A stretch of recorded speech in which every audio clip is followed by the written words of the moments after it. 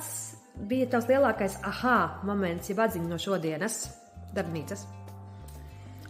Man īstenībā absolūti godīgi pārsteidza, cik cilvēki nespēja iešties citādāk. Ka var būt savādāk nekā viņi domā. Tā kā viņa pārliecība ir, bet es jau šitā nedaru, man jau šitais tā. Un tad ir, kad tu pasaki, ka ir citi cilvēki, citi viedokļi, citas idejas, un tad, bet tā nevar būt. Kāpēc? Tā nesaprot, kāpēc cilvēki var domāt savādāk. Un tiešām tā sajūta ir, tas komforta līmenis tajā burbulī, kurā tu esi, tiešām neļauj paskatīties situāciju citu cilvēku acīm un iesties citu cilvēku tā kā tajā ādā, neatkarīgi no tā, vai tu uzskati, tas cilvēks runā pareizi vai nepareizi, bet tas bija ļoti interesanti, jo mums bija ļoti tāda spraiga diskusija vienā no grupu tiem darbiem, un tas man tiešām palīdzēja atcerēties, tā kā atgādināt, ka ir cilvēki, kas nedomā kā es, un es nedomāju tā kā viņi. Tas bija ļoti labi. Tātad, nākošais jautājums būs, kā tu plāno mainīt savu ikdienas sociālo mediju lietošanas un paradumus pēc šīs darbnīcas? Šī darbnīca atgādināja, ka ir tomēr nepieciešams paplašināt to savu informācijas avotu daudzumu, tā teikt. Jā, man ir tie savi konkrētie ziņu portāli, ko es skatos, vai kaut kāds konkrētie YouTube kanāli. Bet īstenībā ir svarīgi paskatīties citu, tā kā pretējo viedokli, vai ne? Ja tu saki jā, padomāt, kāpēc kāds saka nē, un tas noteikti ir. Un arī neklausīties tik daudz kaut kādos ģimenes un radu pļāpās, kas neizklausās ticēt. Tātad ticēt arī savai sirdsbalsī, tas neizklausās labi, jāpapēta vairāk informācija. Jo tik viegli uzticēties autoritātēm, piemēram, tā kā man noteikti būs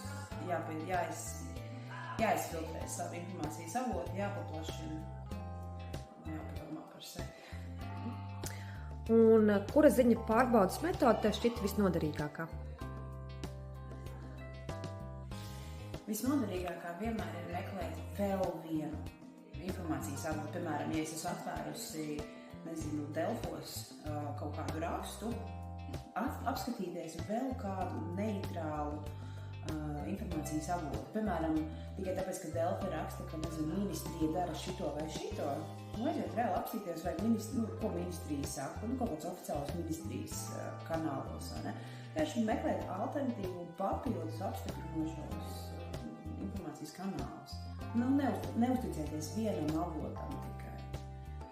Tas noteikti man kārtējo reizi, tā kā man sajūta, ka es jau visu šito zinu, bet tā kā par to sāk domāt un izanalizēt savu rīcību, tāpēc, īstenībā es šito nedaru, slinkums ir virsroku un nedrīkst slinkot un jāmeklē ir aktīvi jāiesaistās informācijas meklēšanā. Labi, un tad vēl viens jautājums ir, kā tev patika šī diena, visa aktivitātes dažādas?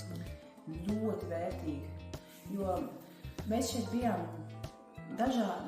pulciņš ar dažādiem cilvēkiem, ar dažādām izglītībām, darba iespējām, pieredzēm, un bija ļoti vērtīgi iesaistīties diskusijās, jo tiešām varbūt viens cilvēks, kurš strādā informācijas nozarē, nesapratīs, kāpēc, pieņemsim, kāds, kurš sēž mājās vai ne, sēž savā burbulī, nesaprat, kāpēc kaut kas var būt savādāk. Un šī diena bija diezgan spraiga, jo mums bija grupu darbi, mums bija pat arī maza prezentācija visiem, un tās sarunas bija vissvarīgākais. Un īstenībā Maija jau arī pasniedza to informāciju tik saprotamā valodā, ka nebija šaubu par to, ko mēs te darām. Nebija tāds jautājums, kāpēc mēs te esam, kas tas ir vispār par pasākumu, kas tie par jautājumiem, uz ko mums ir jāatbild.